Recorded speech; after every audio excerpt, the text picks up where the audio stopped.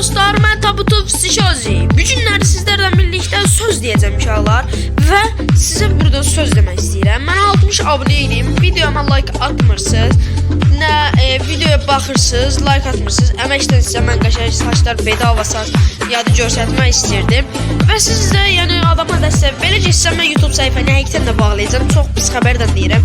Həqiqətən mən 60 abunə olmasam YouTube səhifəni bağlayıram. Sizə mən buradan deyirəm, həm də mənim videoma 10 milyon like gəlsə 5 dənə tablet alıram. Bax, kişi kimi söz verirəm, 10 milyon like gəlsə 5 dənə tablet alıram.